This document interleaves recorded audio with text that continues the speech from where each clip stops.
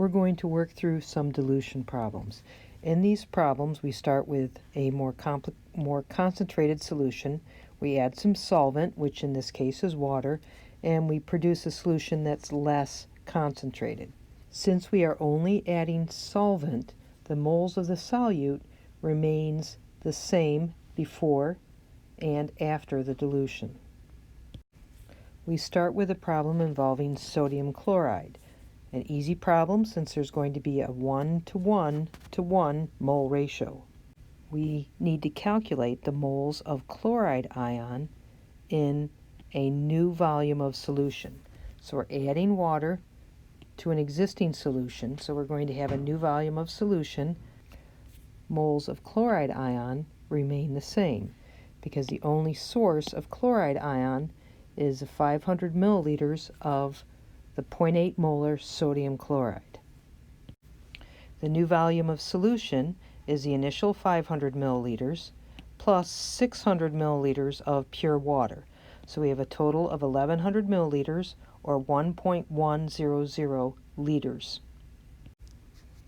The moles of chloride ion is the molarity, moles per liter, times the volume of the solution. So this taken together determines the number of moles of chloride ion in the new solution. Now we can divide by the total volume of the new solution so we can get moles of chloride ion per liter of the new solution. And we can see our answer. So again, we have moles of chloride ion that come from this new solution, and we divide by the new volume, which comes from adding the 600 milliliters of water to the 500 milliliters of existing solution. So moles of chloride ion per liter, and we have our final answer. In this next question, we start with 150 milliliters of 0.100 molar aluminum chloride, and we're adding some water to it. And the question is, what is the concentration of the chloride ions in the new solution? So we start with our dissociation reaction. Aluminum chloride's soluble. When it dissolves in water, it's going to dissociate into ions. There'll be one aluminum 3+ ion for each unit and 3 chloride ions for each unit. And again, we're looking for the concentration of chloride ion expressed in molarity, which is the moles of the chloride ion per liter of solution. We remind ourselves that this volume is our new volume, which is made from 150 milliliters of the original solution and 250 milliliters of pure water. So you have 150 plus 250 yields 400 milliliters of solution, equivalent to 0.400 liters. Okay, note we've divided 400 by 1,000 to convert between milliliters to liters. Now we need to consider how many moles of chloride ion we have. And the chloride ion comes only from this aluminum chloride solution. As always, we translate our molarity to moles per liter. And our molarity here is moles of aluminum chloride per liter. So now we need to relate moles of aluminum chloride to moles of chloride ion using our dissociation reaction.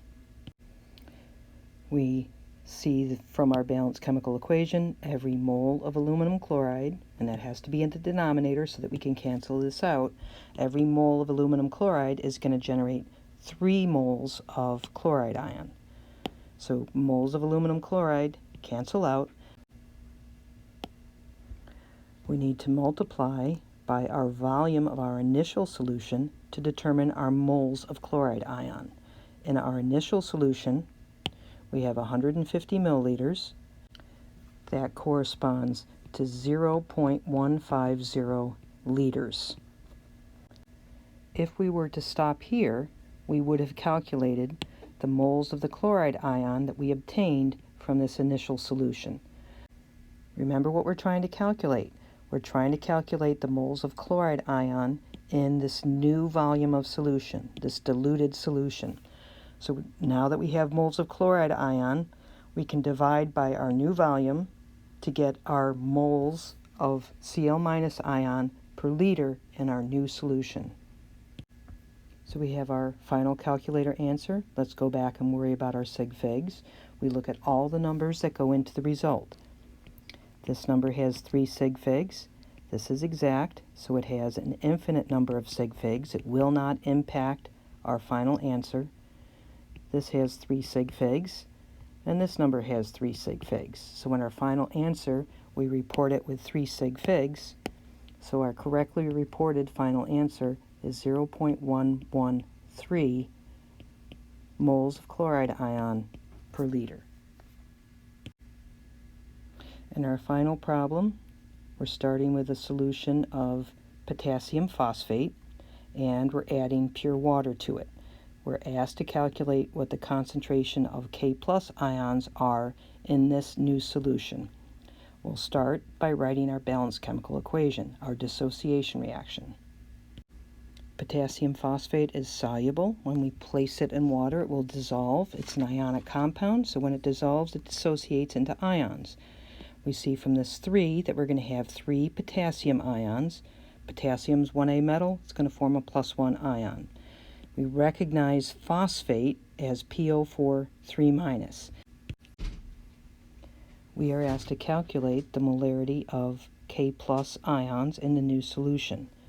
Molarity is moles per liter. We'll remind ourselves that the volume we're talking about is our new volume, the volume we obtain from adding 200 milliliters of our initial solution to 120 milliliters of pure water. So our new volume of solution is 400 milliliters. We divide by 1,000 to get liters, and we have the result 0.400 liters. Now we need to go back and find out how many moles of potassium ion are contained in this initial volume of solution. Here we're calculating our moles of potassium ion in this initial solution. We start with the concentration of this solution, 0.250 moles of potassium phosphate per liter of solution. We go to our balanced chemical equation to recognize that every mole of potassium phosphate is going to release 3 moles of potassium ions. We know that moles of potassium phosphate need to be in the denominator so that we can cancel these out. Finally, we multiply by the volume of solution expressed in liters. 280 milliliters divided by 1,000 gets us 0.280 liters. So these calculations, all taken together, are going to determine the moles of potassium ion that we have in the initial solution. And this initial solution is our only source of potassium ions. So to get the final concentration, now that we know the moles of potassium ions, we divide by our new volume of solution. So if we check our units, what we see is that in our final answer, we have units of moles of potassium ion per liter of solution. And we can just go ahead and do the math.